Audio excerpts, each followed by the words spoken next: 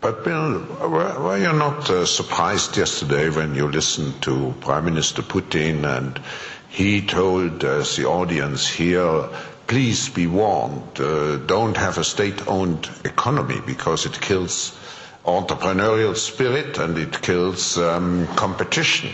What change we have in the world? How do you feel about it? And you soon will have to defend a state-owned bad bank here. Well, I actually favor that. Keep in mind that this is the first. I'm glad to hear Prime Minister Putin come out for free enterprise. And I hope it works for him.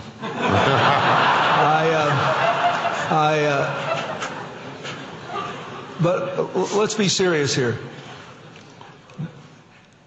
That one of the decisions that's being debated in Washington is should there be, because so many of the banks are in trouble now. This started with deflation in housing prices and securities on mortgages, right?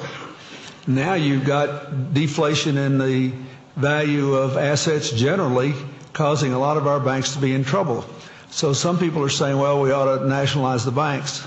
Others are saying we ought to have a bad bank. I don't like that term, bad bank, because the only really toxic assets here are the bundled securities of subprime mortgages and anything that was spun out of that. These other loans that are in trouble are just because the asset values are below what their traditional value would be. So it shouldn't be called the bad bank. In the Depression, the United States had a system to buy houses that were in trouble and home mortgages, and then they were resold onto the market as the economy began to pick up, and the taxpayers recovered all their money. So if we have to sell Treasury notes to foreigners now, which we have to do because we doubled the debt of America in the last 8 years with a policy that those of you who are Americans know I strongly opposed, other countries have to finance this recovery, but it's good for them because we can't buy exports until we grow again. I think we should have a bank to hold these undervalued assets, clean up the bank's balance sheets, get them to loan again, and then in a disciplined fashion put the assets back on the market, recover it, and use the receipts to pay back the Treasury notes. I think that's the most orderly way and the quickest way to clean up these banks. And I think it's very important because keep in mind, bank lending will be more important to the recovery of America and therefore to the recovery of the world than all the stimulus spending. The president has proposed this massive program, but it's about 6% of GDP. We have a $13.5 trillion economy. Today, the American banks have $600 billion on deposit with the Federal Reserve, which means those things are available as reserves for loans, but not yet pledged to them. So they have a theoretical lending capacity of $6 trillion, much bigger than $880 billion.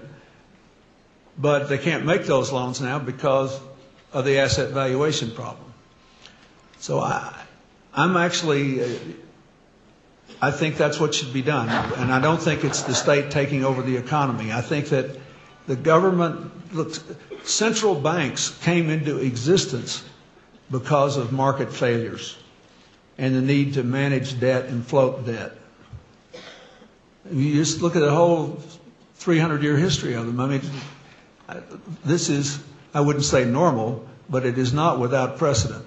And it's pretty clear what has to be done, and I think they'll do it, and I think they'll do a good job of it. So actually, we should not call it bad bank. We should call it ICU bank, intensive care unit bank, in some way. That's better. Or rescue bank. Yeah, because when you come out of ICU, if you get good care, then you're healthy again. That's what I think is going to happen here.